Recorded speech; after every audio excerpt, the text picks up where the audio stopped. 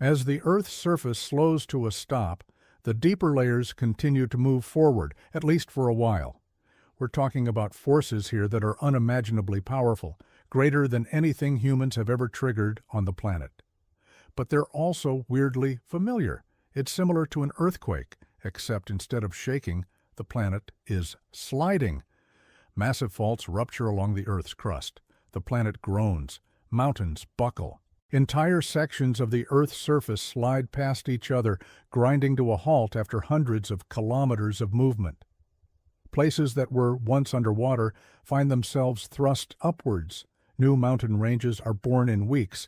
Existing mountains crumble. Entire valleys fill with new lakes. Under the ocean, trenches plunge even deeper as tectonic plates converge and crumple together. Islands sink back into the sea. Volcanoes, long dormant, stir. There's an incredible release of heat and pressure from the shifting and grinding of the crust. Magma surges upward, bursting through the surface in new eruptions. The entire crust is reshaped. Much of the planet's energy is released as heat. Volcanoes erupt across the globe, lighting up the night sky. For a brief moment, Earth glows red-hot. Everywhere, seismic activity is rampant. Every structure on the planet's surface is destroyed. Cities vanish under new magma seas. Continents are rent asunder. The crust is liquefied. Whole regions sink into the mantle. The Earth shakes, heaving as it readjusts to a new reality. There are no more days and nights, only twilight. The Earth has stopped spinning. With the Earth's surface no longer turning towards or away from the sun, the illumination is perpetual. Wherever you are on the planet, it is now roughly 6.5 hours before sunset. The sun hangs heavy in the sky, casting long shadows over a devastated landscape. Daylight lasts nearly twice as long as it did before, and darkness, when it finally falls, is tinged with a constant twilight glow. You are always aware of the light, the lingering touch of day as the sun traces its endless path across the heavens. But the lack of a sunrise means the world is devoid of its most spectacular palette. Without the quickening rush of dawn, the landscape stays muted in the somber colors of late afternoon. Greens fade to grays, blues turn to purples, vivid reds and oranges die out to dull yellows. The world is stuck in dusk. This world is alien. There are no birdsong or morning choruses. There is no rush of wildlife stirring from their slumber. The plants on Earth seem to sense the peril. They've hunkered down, waiting for a catastrophe to pass. But nothing passes. Their leaves remain curled inward, seeking an elusive sun they will never see. Beneath the soil, life forms sense the change. In the darkness, the burrowing animals flee, deeper and deeper, seeking safety in the hard embrace of stone. Some of the creatures near the surface come to the top to orient themselves, to seek the vanished sun. They panic, skittering across the twilight landscape. Small mammals look up at the unfamiliar sky, confused and afraid. They smell death on the winds. All around them, carcasses litter the ground, frozen mid-leap, mid-flight, torn apart by the planet's last storm. On the surface, the era of perpetual twilight lasts for only a few weeks. Soon things begin to settle. The dust eventually drifts back down from the upper atmosphere. The skies clear, revealing the true immensity of the changes wrought upon the world. And now the cold begins. You may not live long enough to see winter, but if you did, you would see the chill arrive early and arrive fast. Once the Earth stops spinning, it is no longer distributing heat in its normal fashion. Energy from the equator used to flow towards the poles. But with no rotation, the sun's rays hit both the North Pole and the South Pole directly. Each pole receives 6 months of continuous sunlight, and in between them, perpetually shrouded in darkness, the midsection of the planet plunges into an eternal winter. Summer and winter, they're just phases of the tilt of Earth's axis relative to the sun. But when the Earth isn't spinning, those phases intensify. Winter tightens its grip on everything that isn't at the poles, dragging temperatures down with it. Continents shiver, oceans freeze. Snow and ice gather in vast sheets. There is no gradual transition into cold. The drop is immediate. Plants wither overnight. Animals that cannot burrow or fly become frozen statues. Migrations fail. Cycles of life and death are halted mid-stride. People huddle together for warmth, sharing whatever meager supplies they can salvage from wrecked cities. But the cold is relentless. Most shelters collapse under the weight of snow. People seek refuge in caves and abandoned mines, anywhere they can huddle out of the worst of the weather. Radiation pours in. From the core, a dying Earth leaks heat, but not enough to stave off the chill. The ice spreads. Great sheets cover the continents, burying entire cities under ice caps. Soon the ice reaches the poles. In weeks, the oceans freeze solid. More heat pours from the core, but it's not enough. The Earth is losing energy faster than it can produce it. A final shudder runs through the planet. One last eruption marks the end of the era of twilight. A volcanic winter sets in. The sun continues its journey around the cosmos, but the Earth beneath it is locked in an endless deep freeze. The age of ice lasts for millennia. It covers the entire planet, smoothing out continents, gouging out new fjords, carving icebergs that drift like ghostly continents across the frozen seas. Meteorites fall from the sky, striking the ice and leaving scars that remain for eons. The Earth is lifeless. The perpetual winter and crushing cold has killed all macroscopic life. The few microbes left alive burrow deep into the ice, surviving on chemical energy sources. Occasionally, a volcano erupts, spewing steam into the frigid sky, then silence again. Eventually, the Earth begins to warm. The mantle slowly regains its energy balance, restarting convection currents in the outer core. The Earth begins to spin again. At first, it's a slow revolution. Then, 40 million years later, it spins faster than before, hurtling through space. The Earth is once again rotating on its axis. Life eventually returns. Over millions of years, the planet settles into a new equilibrium. Continents reform. New mountain chains rise. Volcanoes cool. But the Earth is changed. Its axis is still tilted, and that tilt was never perfectly upright to begin with. Even in the days before the planet stopped spinning, the Earth wobbled slightly. It wasn't a perfect sphere. It bulged a little bit. At the equator, due to centrifugal force, a little bit of force caused by the Earth's own rotation. If the Earth spun really fast, it would actually be wider at the equator than at the poles. Removing that force changed the Earth's shape. As it began spinning again, it settled into a slightly flattened form.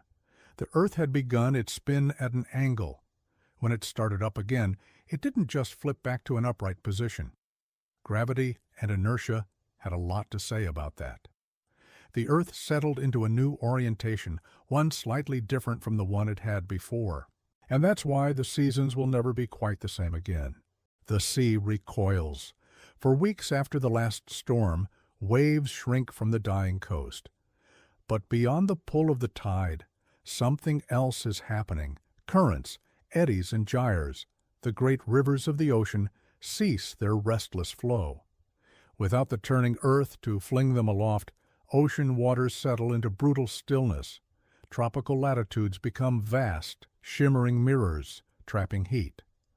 Temperate zones grow stagnant and cold. But there is movement still, an ebb and flow that defies the laws of physics. For now, the tides continue, driven by the moon's gravity. But the ocean is no longer a roiling, churning body. It is fractured, stilled, dead. But where is the life that once bloomed here? Many creatures move toward the poles, chasing dwindling cold. Whales breach in Arctic waters where sunlight filters faintly through the ice. Squid and krill swarm in Antarctic trenches. Some flee to the twilight zone, that 200-meter depth where sunlight fades to perpetual dimness. Here, food chains collapse. Krill, unable to feed in the darkened depths, drift to the surface, only to die in the unending sun or freezing dark. Fish starve. then predators that chase them. As each level of the ocean collapses above, death descends layer by layer. Eventually, the twilight zone itself succumbs to still, oxygen-poor waters, a watery tomb hundreds of miles deep. There are pockets of life left, but how long will they last?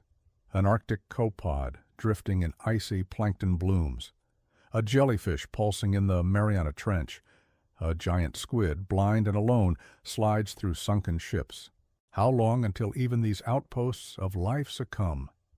Some will last longer than others. On the day side of Earth, evaporation turns coastal waters brackish.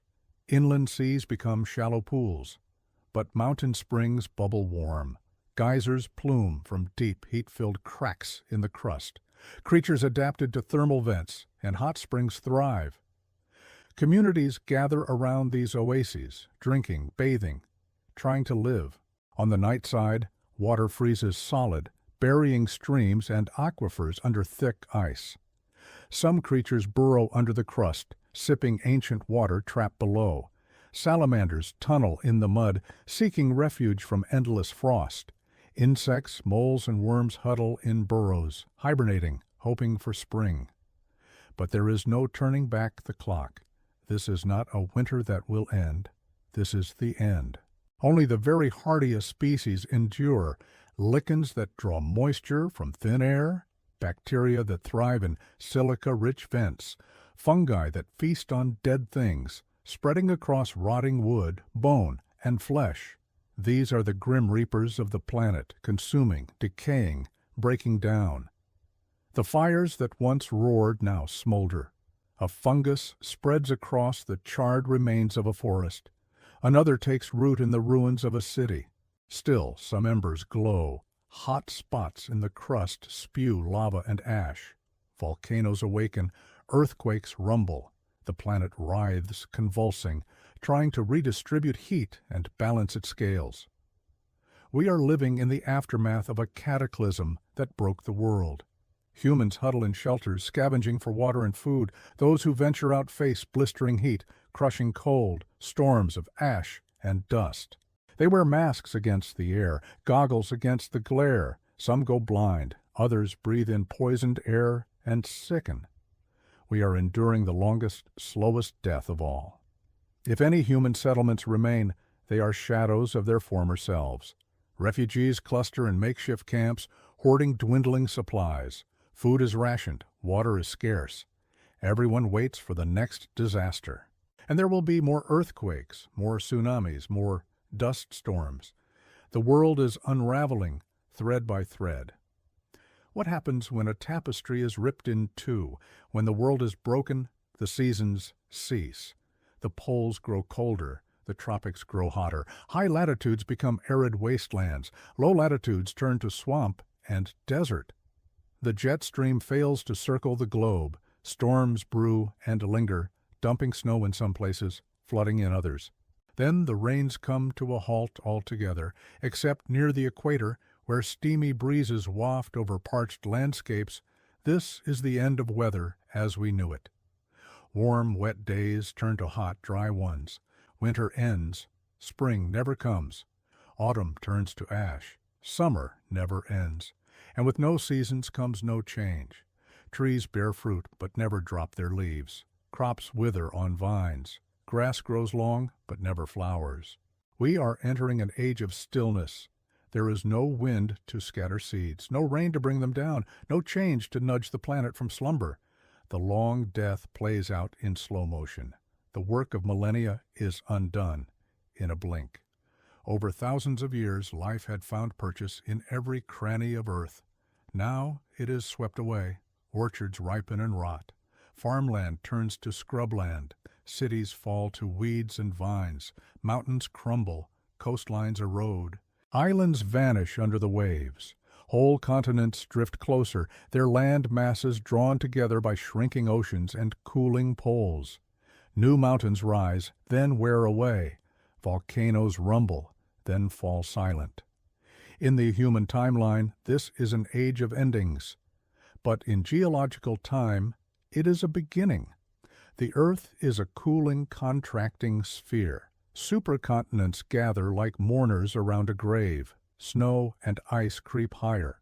Life as we know it is gone, except perhaps in the twilight. Perhaps life clings on where the sun is low, always near, never quite touching. Maybe there is enough moisture for a tiny stream to trickle, enough frost to form a shriveled apple, enough dappled light for tenacious plants to take root. If there's any life left, it is here, the twilight, that loneliest place on earth. And yet we must look further, past the twilight, for there is more to the story. The earth adjusts to its new reality. It is still a bit lopsided.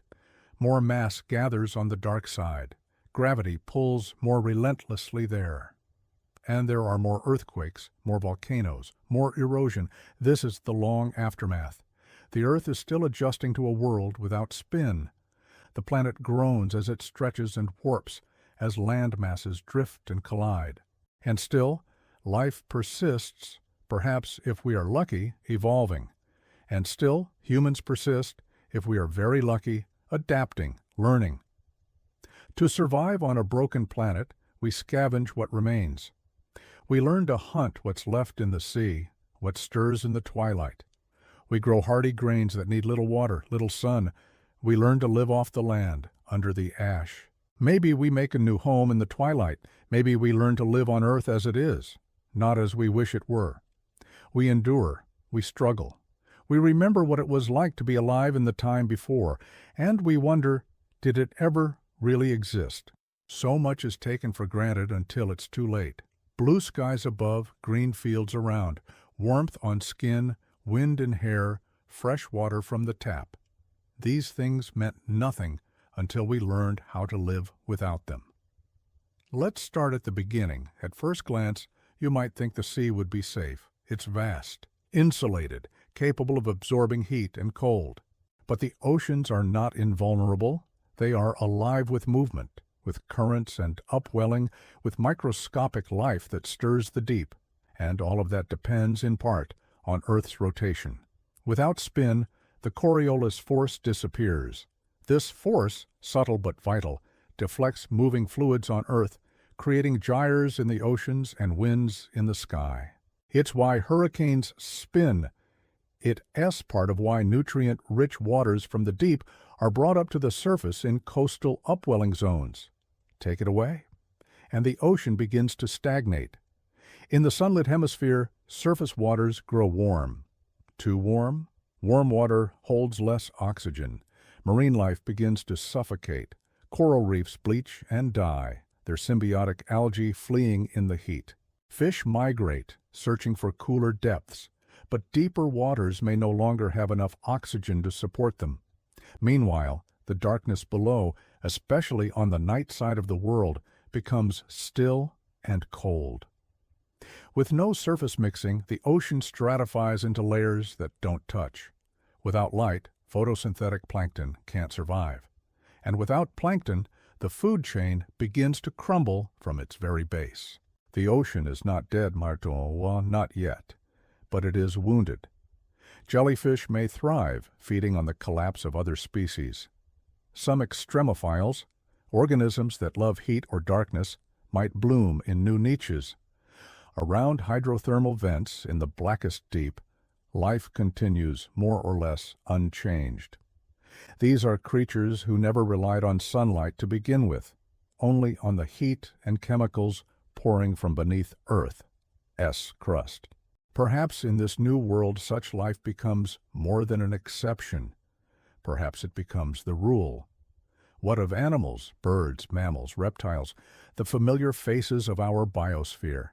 In truth, most do not survive. The great migrations that once stretched across continents, timed to the seasons, guided by the stars, are broken.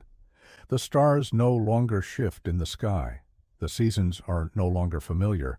The cues are gone. In the sun-baked lands, animals flee the heat. Shade offers little respite. Burrowing species might survive longer, hiding in soil that stays cooler than the surface, but the deeper they go, the more food becomes a problem. Energy runs out. In the darkened world, it's the cold that kills, and the hunger. Predators find fewer prey. Prey animals become listless, malnourished, too weak to run. The balance of hunter and hunted begins to tilt toward silence. And yet, even here, life resists. In caves and crevices, in geothermal hot springs, in the twilight strip where some warmth and light still exist, life holds on with quiet defiance. Small mammals adapt their sleep patterns. Insect populations shift toward cold-resistant variants. Amphibians, masters of hibernation, retreat into frozen mud, waiting for something, waiting for warmth to return.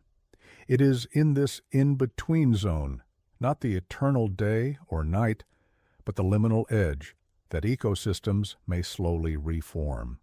Not as they were, but in strange, new patterns. And humans? We'll come to them soon. For now, let's dwell on one last corner of the biosphere, the microbial world. Tiny, unseen, and often unappreciated microbes are the true engines of life on Earth. They digest the dead, fix nitrogen into the soil, generate oxygen, and regulate the chemistry of our world. And they are remarkably adaptable. Some bacteria thrive in acid, others in radiation. Some live kilometers below the seafloor in crushing darkness. These microbes may be the best-suited life forms to survive a stopped Earth. In fact, it's possible the world becomes theirs once more. A microbial planet humming softly with life too small for the eye to see. In time, if time still has meaning, new forms of life may evolve. Mutations guided by desperation, adaptation driven by extremity. Life has a way of surprising us. It's not fast, it's not always beautiful, but it is persistent. Still, the question remains, what becomes of us? What happens when the species that built cities and satellites and songs is suddenly faced with a world that will never again give them morning or night? The first response was disbelief. News stations didn't know what to call it. Power grids had already begun to flicker and fail. Satellite communications, disrupted by the sudden onslaught of atmospheric violence, offered only broken glimpses of a changing world. But for a moment, a brief, flickering moment, there was a shared silence, a global gasp. As scientists, engineers, farmers, mayors, and mothers tried to understand the unthinkable, the Earth had stopped turning. Within minutes, disbelief gave way to terror. Airports shut down, not because of policy, but because runways had been ripped up, terminals blown apart by winds no human-made structure could withstand.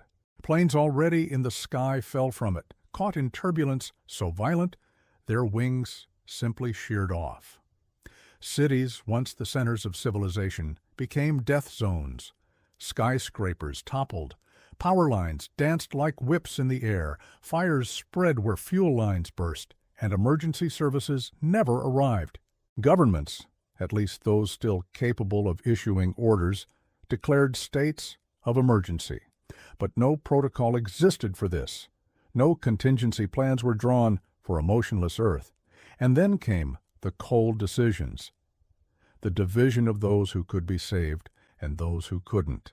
Evacuation orders turned into hunting parties. Those who could move became refugees, fleeing into the failing daylight, struggling to the twilight belt, seeking shelter in tunnels and abandoned mines. They were chased by the dying sun. Famine stalked behind, gaunt and silent, while disease crept closer still, borne on coughs and shared sips from dwindling water supplies. Hope flickered. Religious fervor flared. Some looked to prophecy. Others gathered in communes, attempting to rebuild society from scratch. But all the while, the world grew harsher, hungrier. Skies turned to ash. More fires started, people died. All the while, the Earth waited, patient, uncaring.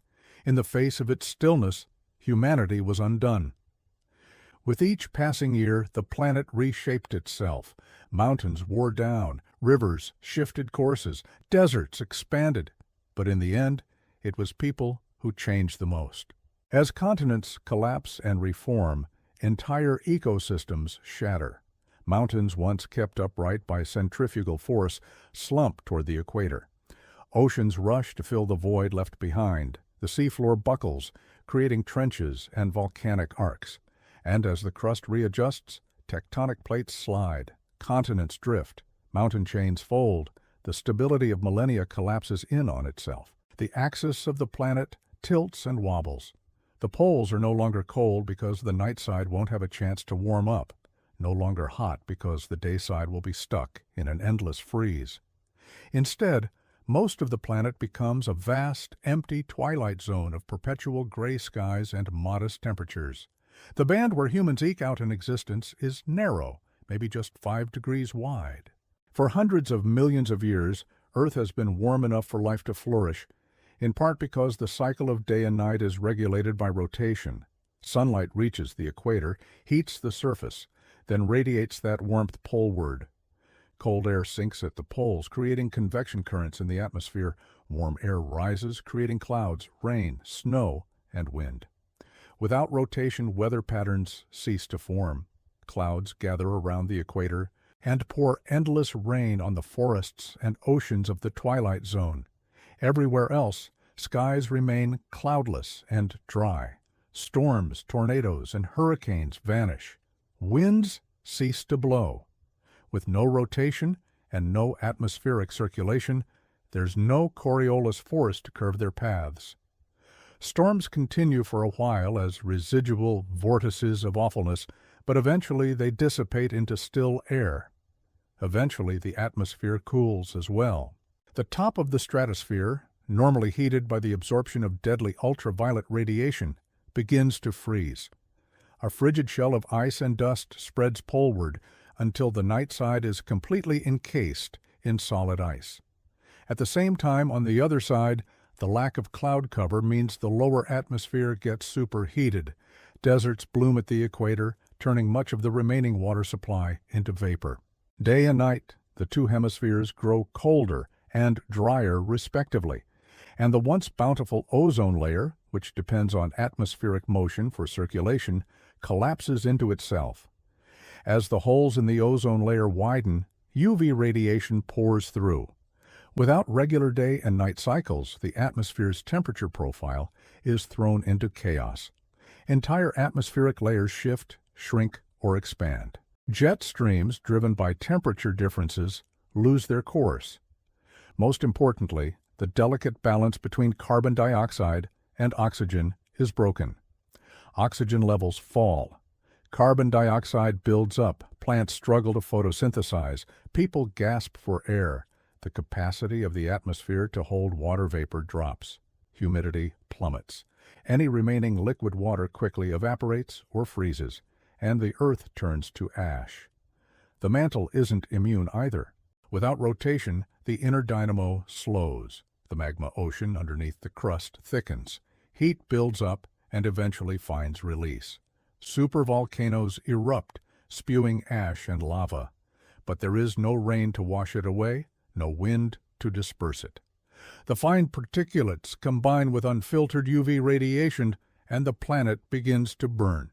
After centuries or millennia, the landscape is unrecognizable. Continents have merged. Ice has buried polar regions. Toxic gases have filled the atmosphere. What was once the cradle of life becomes a barren wasteland, and on that dying earth, a small number of survivors struggle to stay alive. Their descendants become the Burnlanders and the Frost Marchers.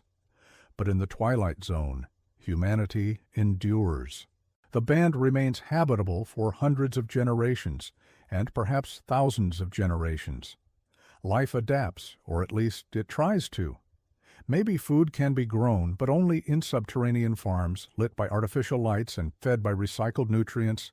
Maybe radiation can be shielded against, but only in underground shelters, ventilated with filtered air and warmed by geothermal vents. Maybe some semblance of the old world can be rebuilt, but only in pieces. The infrastructure of the old world was built for a spinning planet. Skyscrapers lean, bridges buckle, tunnels flood, roads crack, pipes burst, power grids melt, networks fail, Gradually, the survivors must rebuild, not upward but sideways. Cities become horizontal sprawls of underground architecture and sunken plazas. Water gathers in artificial basins. Factories churn the frozen soil of the outer bands, harvesting root vegetables, synthesizing proteins, fermenting fungi, growing algae.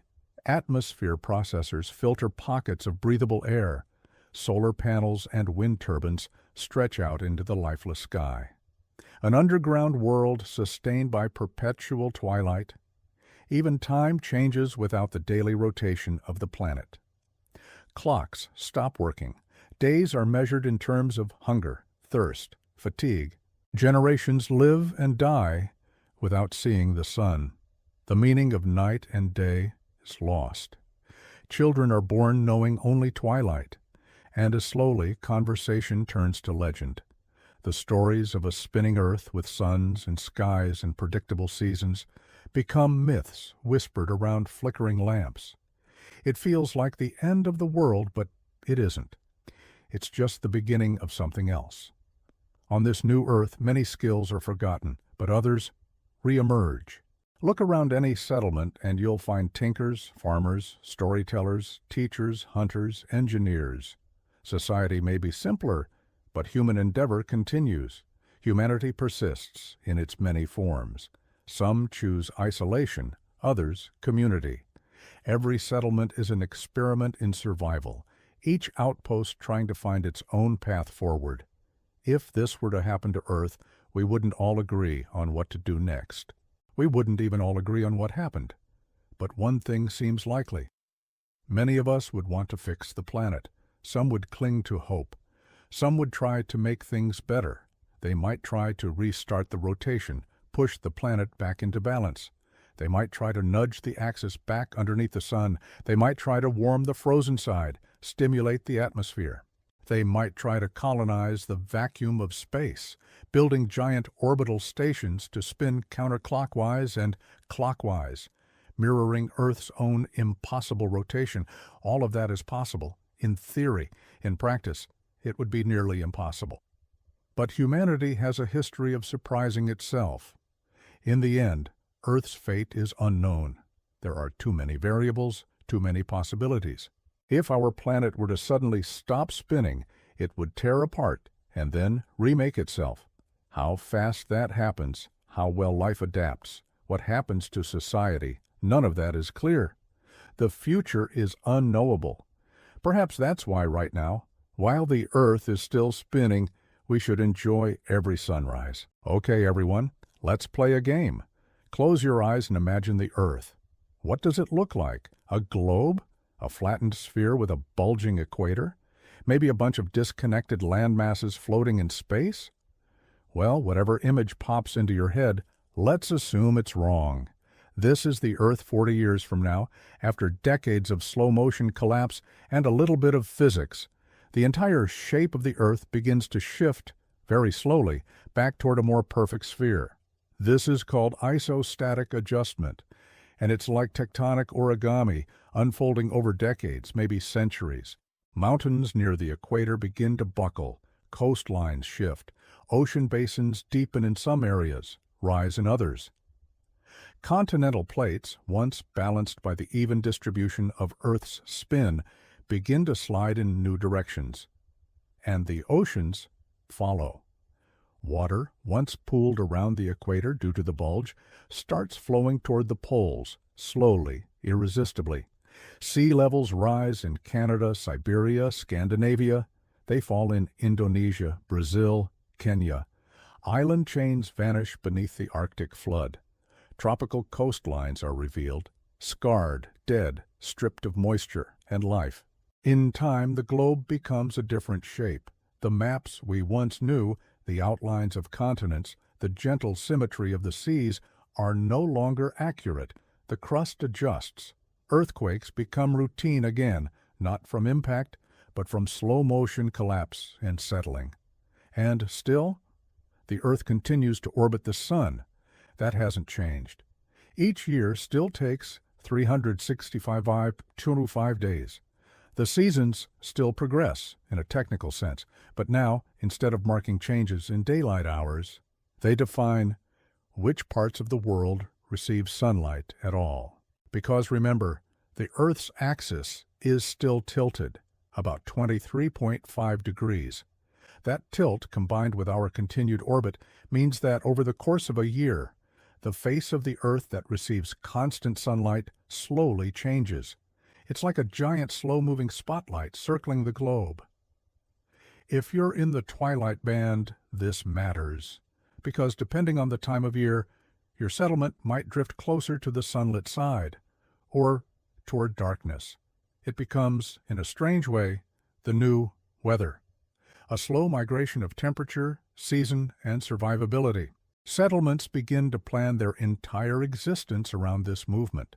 The ones closest to the edge, the dayward towns, grow crops in bursts, knowing they'll soon be pushed into scorched heat. The nightward settlements prepare for freeze-out, storing energy and food while they can. The twilight band is no longer a fixed place. It's a moving zone, a migratory habitat, a shifting ring around the world. And this migration changes everything. Humans begin to follow the light, not in the poetic metaphorical sense, but literally, moving their homes, infrastructure, even entire settlements slowly around the planet's face, always staying in the narrow twilight band. Think of it like a clock.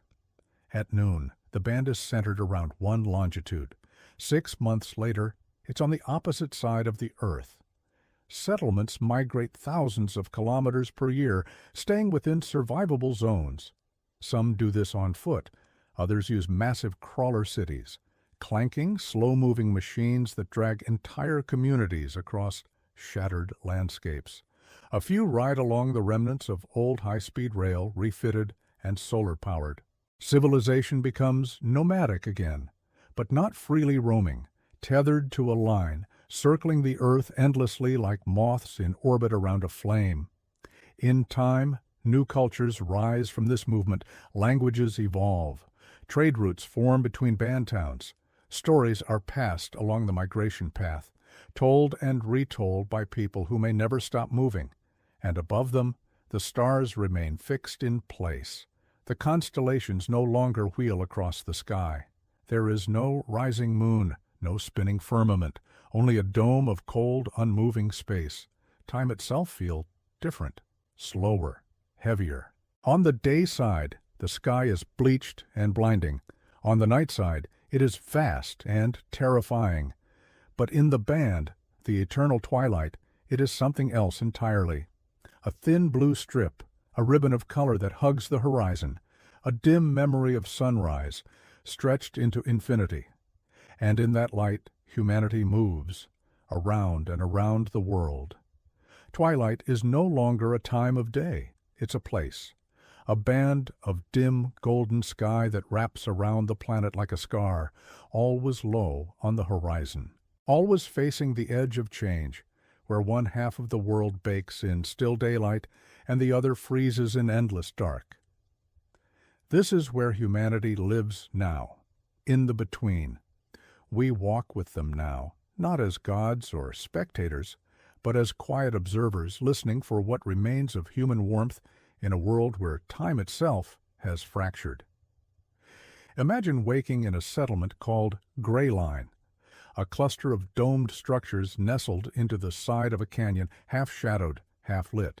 The people here call themselves dwellers, not because they stay still, but because they dwell in the moment between movement and stillness, life and collapse. Their homes are carved into rock, insulated, shielded from radiation and cold. The walls are printed with old data, thermal maps, orbital charts, solar calculations. Children learn geometry not from textbooks, but from watching the angle of the sunlight as it creeps month by month closer to danger. Outside, the ground is hard, dry, cracked like old leather. But here and there, life still grips the stone, patches of hardy moss, creeping lichen. Inside greenhouse tunnels, engineered crops grow under artificial light, purple and blue hues, flickering like strange auroras. Everything is recycled, nothing is wasted. Gray line runs on geothermal energy, tapping into the warmth still leaking from the Earth's wounded crust. Some settlements farther out in the band use solar concentrators, great reflective dishes that collect just enough of the sun's low light to feed their machines.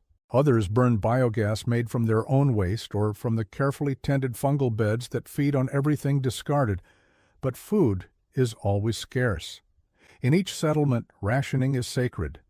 Meals are ritualized, eaten slowly, deliberately. Every bite is gratitude, every harvest a ceremony. And when crops fail, as they often do, migration begins again. In the distance, we see one of the great crawler cities. They recalled trackers because they follow the solar line across the face of the planet. Enormous lumbering machines, part factory, part village, part ark, moving on treads 2 stories high. Their skins are armored against sand and storm. Their bellies are full of seed vaults and battery banks. Inside, entire generations live without ever touching still earth. They are born in motion, grow in motion. Some die before they've ever seen the stars. These are the new nomads. They travel along ancient fault lines, or the remnants of highway systems that once crisscrossed nations. Sometimes they'll stop, for a week, a month, to trade with a static settlement. Water for seeds, power cells for medicine, maps for stories, because stories are currency now. No one has full knowledge anymore. But between settlements and travelers, knowledge moves. Oral histories, coded songs, fragments of old satellite data stored on aging hard drives. These are the threads that stitch civilization together. And then there are the night sanctuaries. Few live there in the eternal cold, but some do. We visit a place called Hadri Aydin Shad, a deep ice cavern warmed by geothermal vents. It's part refuge, part archive. Scholars here maintain the Rar Frozen Library, a slowly growing vault of salvaged knowledge, books, recordings, even fragments of code etched into crystal. They believe that memory is survival, that even in darkness, even after stillness, the earth should remember itself. Their tunnels are lit by chemical lamps. The air is thin, crisp. Every breath is a gift earned by a dozen systems working in delicate harmony. They speak softly here, always softly, as if afraid the world might hear and remember what it lost. Not far from Aydin Shade, we pass a lone observatory, an ancient relic of the spinning world still intact. The telescope no longer moves. It doesn't have to. The sky no longer spins. The stars are fixed. But new constellations are being charted, not by motion, but by memory.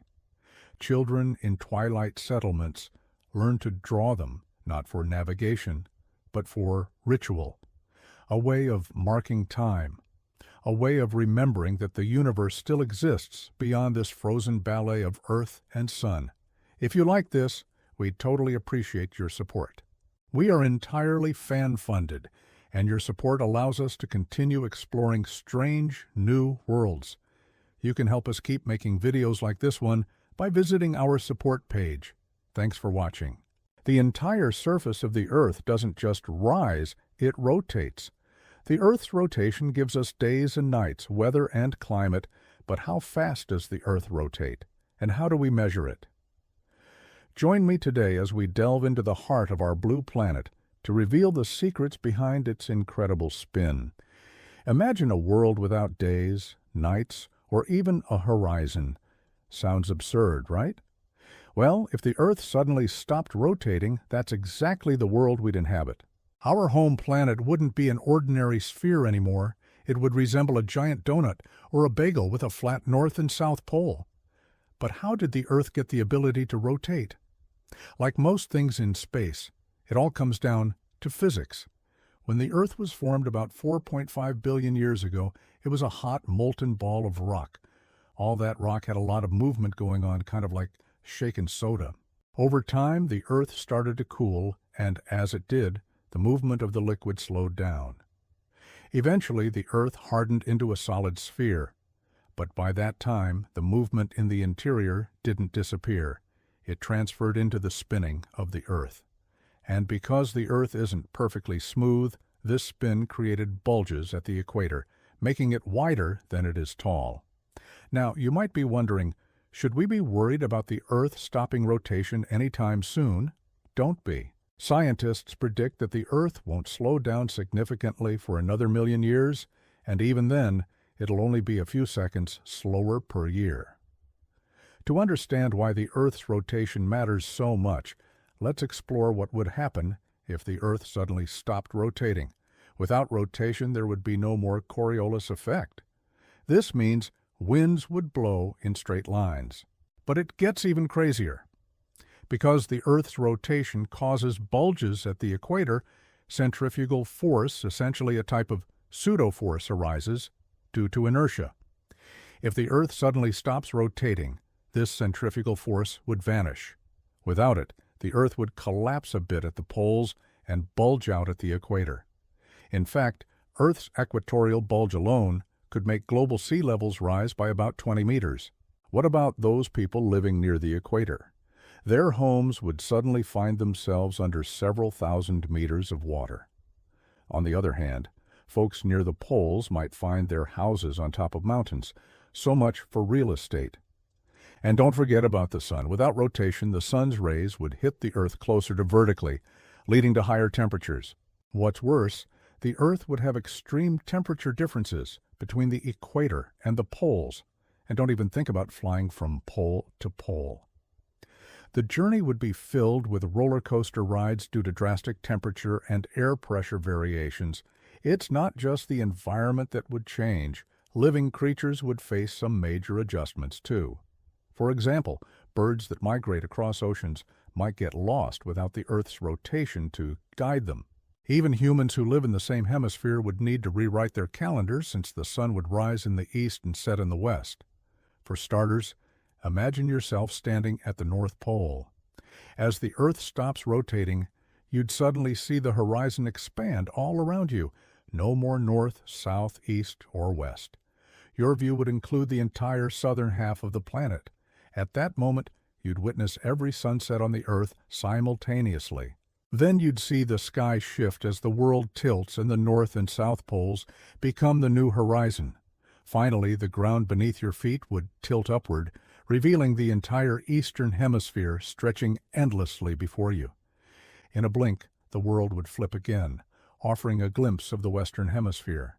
If you could travel instantly across the newly flat Earth, you'd experience every sunrise and sunset, every moonrise and moonset, everywhere at once. Of course, this imaginary journey poses a challenge. After all, traveling halfway around the Earth takes about 16 hours. However, if the Earth stopped rotating, the journey would be shorter. Due to the Earth's flattening at the poles, you'd cover less distance, possibly making the trip in just 8 hours. However, in reality, the Earth will not stop rotating abruptly. Instead, it will gradually slow down over billions of years, eventually coming to rest relative to the fixed background of stars. And this process will be accompanied by seismic activity. People on Earth will begin to notice these tremors, though they might not realize their cause. The initial signs could go unnoticed. After a few weeks or months, people would start noticing longer days with brighter skies and colder mornings, along with more significant temperature differences between the equator and the poles. The length of a day would increase daily, adding a minute to the previous day. About 50 million years into the process, the Earth would take a whole year to complete one rotation. At this point, the effects of the slowing rotation would be undeniable. People would clearly feel the increasing cold and observe the Earth's changing shape. Additionally, the absence of winds would lead to environmental changes. Sea levels would rise by about 20 meters, causing coastal flooding. Mountain ranges would shrink, and earthquakes would become common. The Earth's magnetic field would also be affected by the slowing rotation, disrupting navigation systems. When the Earth finally stops rotating, it will be a truly unique world. The Earth's rotation affects not only our daily lives, but also the very nature of our planet. Imagine what it would be like to live on a non-rotating Earth. Days would last 6 hours longer, with 3 hours each of daylight and darkness. Living on the equator would be like living in perpetual summer. Conversely, living at the pole would be like experiencing eternal winter. Our planet's rotation is a remarkable phenomenon, but it's not the only one. Let's explore other celestial bodies and their rotations. You might be surprised to learn that not all planets rotate. Uranus rotates almost perfectly on its axis, giving both hemispheres equal amounts of daylight and darkness. Saturn, on the other hand, rotates faster than most planets. In just 10 hours, it completes one rotation. Meanwhile, Jupiter rotates faster than Saturn, taking only 9 hours and 20 minutes to rotate. These rapid rotations affect the planet's shapes, making them wider at the equator. Let's not forget the Moon, which rotates at the same rate as its orbital period. This means one side always faces us and the other remains hidden. If the Moon were to stop rotating, we'd witness dramatic shifts in its appearance and habitability. In conclusion, our Earth is a remarkable planet with a rich history of rotation. Its rotation not only gives us day and night, but also influences our climate, environment, and even our lives. Understanding the Earth as rotation helps us comprehend the dynamic nature of our planet and the forces that shape it. Now let's hear from you. Do you think we should try to change the Earth's rotation speed, and why? Share your thoughts in the comments. When Earth's rotation stopped, the ground beneath our feet became both our salvation and our curse. The planet froze in a perpetual midday, half shrouded in darkness, half bathed in an unrelenting sun.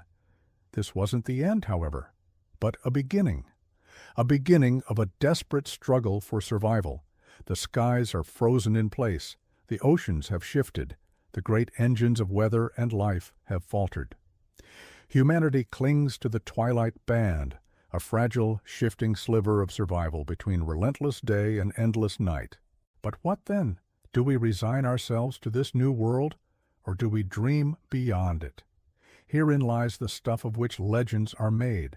This is where science meets imagination, where desperation births innovation. Because humans are not just survivors. We are builders, dreamers, architects of worlds.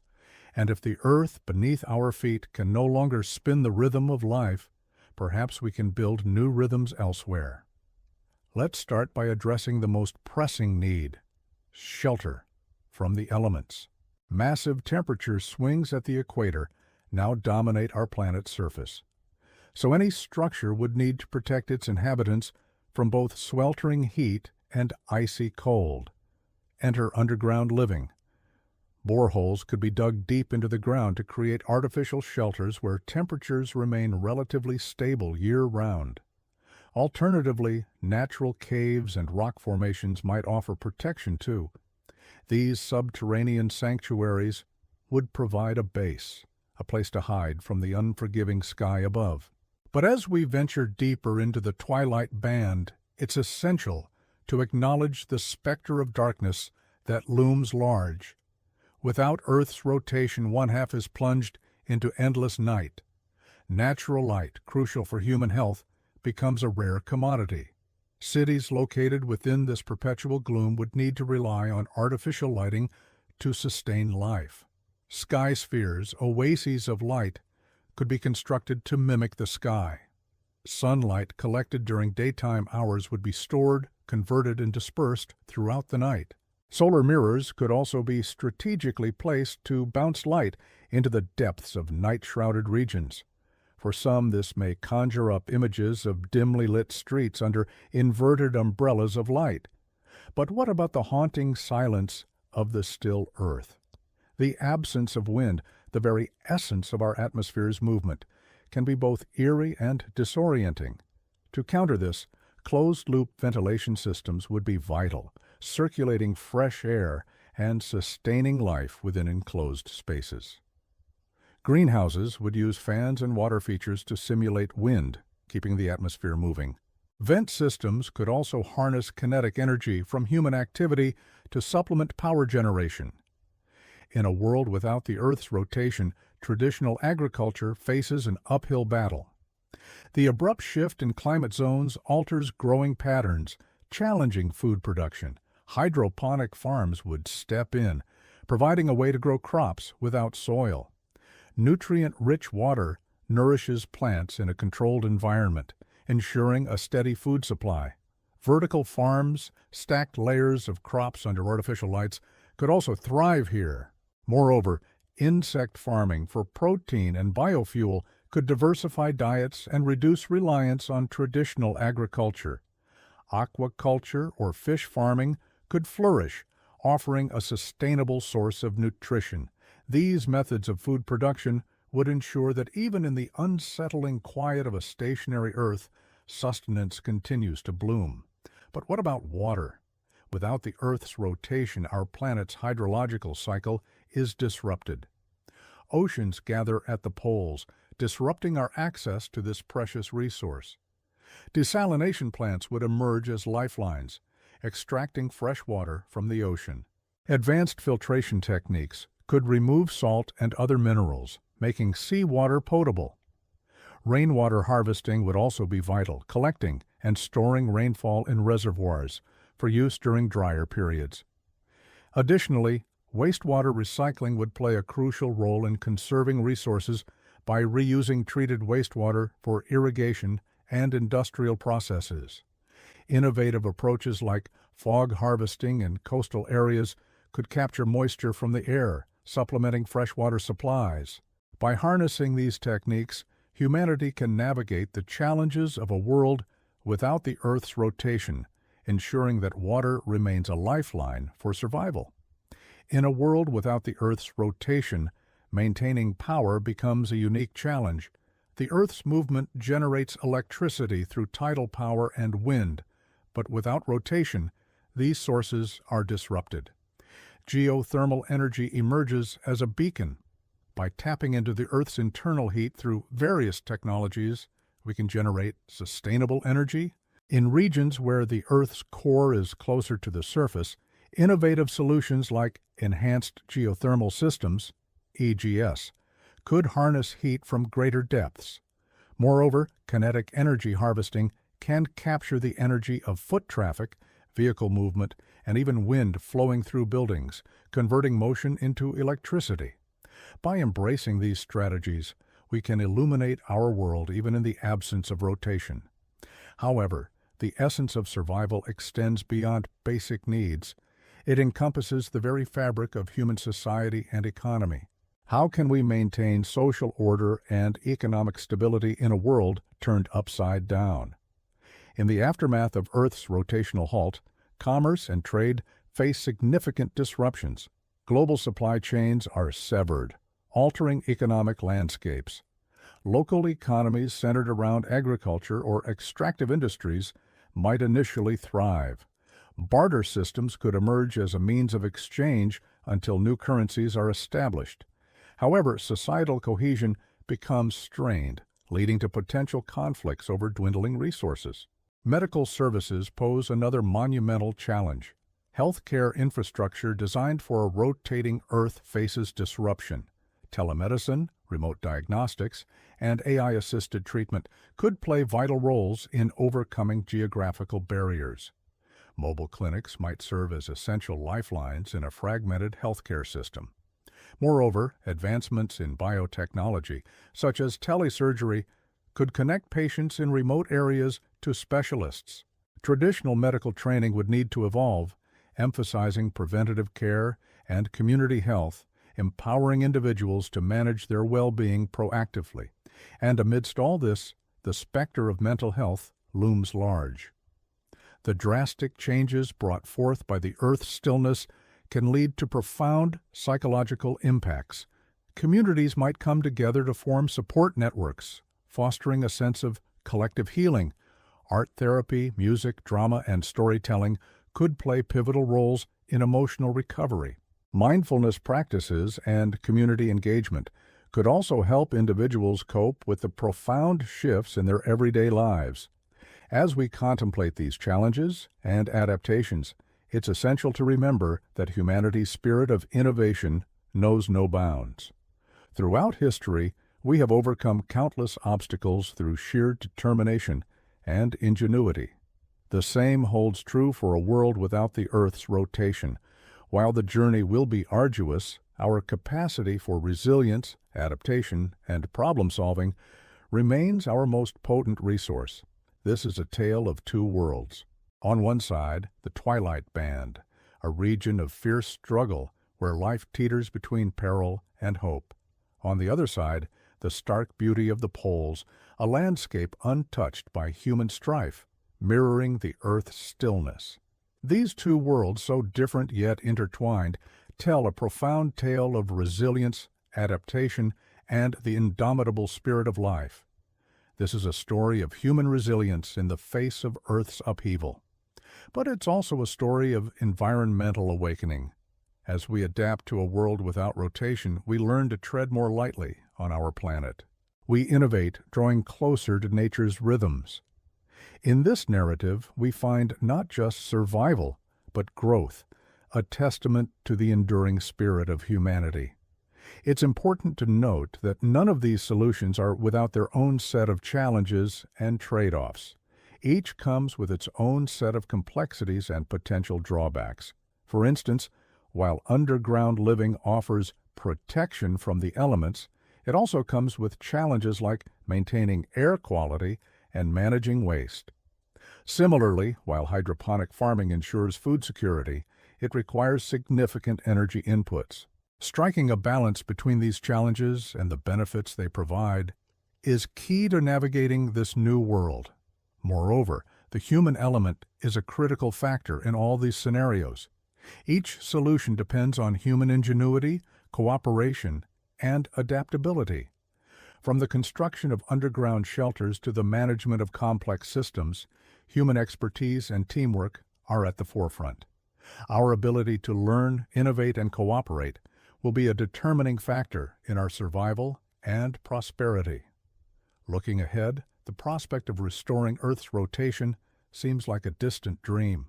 Reversing this monumental shift would require extraordinary measures on a global scale, possibly involving massive mirrors or devices to counterbalance the Earth's inertia. However, given our current technological capabilities and understanding of physics, such endeavors seem beyond reach. Instead, our focus must remain on adapting to this new reality and exploring ways to enhance our survival and well-being within it. Furthermore, the concept of off-world habitats presents intriguing possibilities, although they remain largely in the realm of science fiction at present. Constructing rotating space stations or colonies on celestial bodies like Mars could offer havens away from Earth's challenges. Such endeavors would demand international collaboration and unprecedented technological advancements. As we reflect on these scenarios, it's crucial to recognize that the fate of humanity hinges on our choices today. Preserving knowledge, fostering global cooperation, and investing in scientific research are vital for our preparedness. Embracing diversity in skills and expertise, encouraging a spirit of innovation, and nurturing empathy and compassion among people will be essential for our collective survival and advancement. While the silence of a stationary Earth may seem unsettling, it also offers a unique opportunity for introspection and unity. This moment of stillness can serve as a catalyst for humanity to come together, to share stories, to grieve losses, and to reaffirm the bonds that unite us. Amidst the challenges, there's a glimmer of hope. The human spirit of resilience, ingenuity, and interconnectedness can pave the way forward. By acknowledging the profound impact of Earth's stillness on every facet of our lives, from the basic necessities to the intricacies of society, we can begin to craft a path toward adaptation and even growth. It's a journey that calls for courage, unity, and a deep respect for the natural world, reminding us that our destiny lies not just in surviving, but in thriving in the face of the extraordinary. And when the world turned upside down, I found myself flying backward on the Milky Way. The Earth had stopped rotating, No more day, no more night. The sky was always clear and cold and hard as glass. Oh, how lonely it was to wander the streets of London in the endless daylight. The sun beat down, unrelenting. People were dying in the streets, collapsing like wheat before a scythe, under the unbearable heat. Now, I'm not one for doomsday predictions, but let's say that one day you wake up and the Earth has stopped spinning. In this scenario, we're not going to worry about how it happened. We'll cross that bridge if we come to it. Today, we're exploring what happens after. What would a world without rotation look like? How long could we survive? And most importantly, what does it teach us about ourselves? If the Earth stopped spinning, we would be in trouble. Let's start by saying that life as we know it would be impossible, even if the planet somehow kept coasting indefinitely without crashing into the sun. All hell would break loose within hours. Within 24 hours of the Earth grinding to a halt, temperatures at the equator would be over 100 degrees Celsius. Then at the poles, temperatures would plummet to minus 100 degrees Celsius. Most of the water on Earth would freeze at the poles and boil at the equator. Goodbye, oceans. Hello, steam. Humans couldn't survive for long in either extreme. People living near the equator would have only hours to find shade and get out of the sun. Some might huddle in caves, but the heat would eventually seep inside. Others might try to flee north, but they'd need to move fast. Those who tried to walk or cycle would quickly collapse from heat stroke. Only those who had access to vehicles would have a chance of surviving. To escape the searing heat, many people would flee north towards the poles. But while the equatorial regions would be too hot, the poles would be too cold. Temperatures there would fall so low that every human on Earth would freeze solid in a matter of minutes. Human survival hinges on the Earth's rotation. Don't believe me? Let's explore why. You can experience the effects of the Earth's rotation right now. Close your eyes for a moment and spin around until you feel dizzy. You probably won't notice any change in direction. That's because the Earth rotates on its axis once every 27 days. While you spin, it moves you sideways about 900 miles per hour. Everything speeds up. At the equator, the rotational speed is the fastest, and the centrifugal force created by the rotation actually pulls you away from the center of the Earth by about 10 centimeters. If the Earth didn't rotate, gravity would pull you down a little further. And you're not the only thing that would happen. The Earth's rotation affects more than just us. Our planet's spin causes the Earth's bulge at the equator.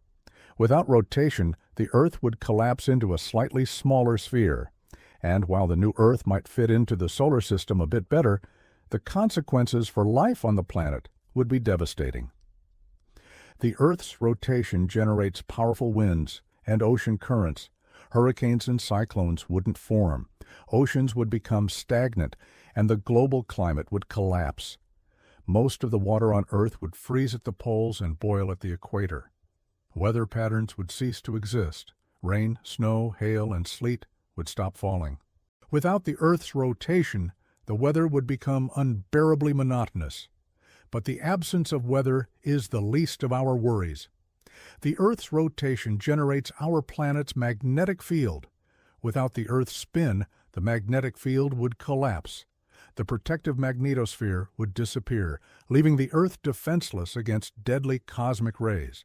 Within hours, all life on Earth would be wiped out. I've already mentioned how dark it would get if the Earth stopped rotating. If the Earth continued to orbit the Sun, one side of the planet would face the Sun forever, experiencing perpetual daylight and sweltering heat, while the other side would face away from the Sun, plunging into eternal darkness and freezing cold. The line between light and dark would be a dangerous place to be, as the two hemispheres struggled to reach equilibrium. During the day, people on the illuminated side would witness an alien landscape on the other side. They'd watch the moon rise and set slowly over the course of 6 months, never giving way to darkness. On the far side of the planet, the moon would hang eternally in the sky, always full, never waning. Each hemisphere would experience 6 months of daylight, followed by 6 months of darkness. The days and nights would be long, too long.